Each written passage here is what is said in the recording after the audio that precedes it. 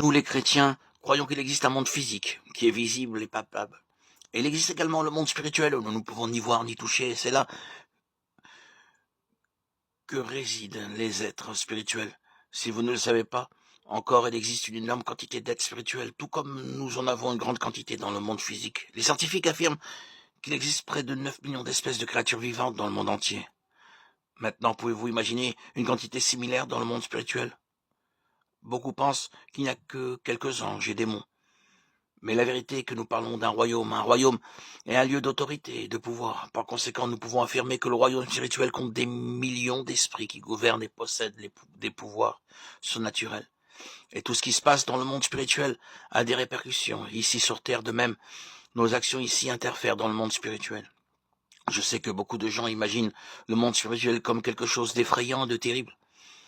Ils imaginent des créatures étranges se déplaçant et courant partout. Mais savez-vous que le monde spirituel est situé juste devant vous? Je sais que cette vérité peut être effrayante, mais c'est une réalité que nous ne pouvons pas ignorer. La Bible elle-même nous enseigne à ce sujet. Regardez ce qui est écrit dans Éphésiens chapitre 6, verset 12. Car nous n'avons pas à lutter contre la chair et le sang, mais contre les dominations, contre les autorités, contre les princes de ce monde de ténèbres, contre les esprits méchants,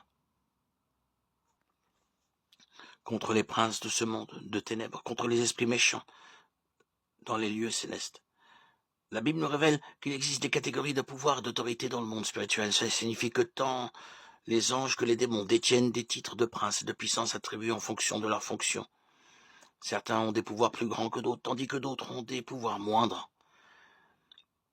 La première autorité maléfique que nous trouvons dans la Bible est révélée dans le Nouveau Testament et s'appelle Belzébuth, le prince des démons. La Bible relate que lorsque Jésus réalisait des miracles et que les personnes autour de lui ne croyaient pas qu'il pouvait le faire de lui-même, elles ont commencé à affirmer que Jésus utilisait les pouvoirs du démon Belzébuth, qui est un autre nom donné à Satan.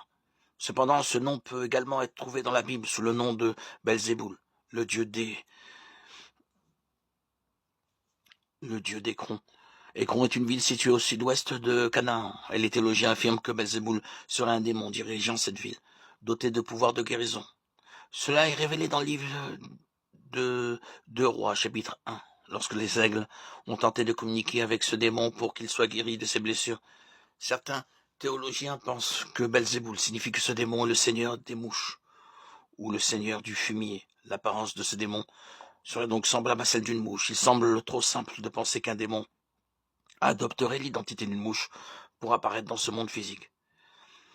Mais cette idée ne semble pas non plus impossible, car difficilement une mouche effraierait quelqu'un. Et s'il y a quelque chose que l'ennemi veut, c'est se rapprocher de nous-mêmes sans que nous le sachions.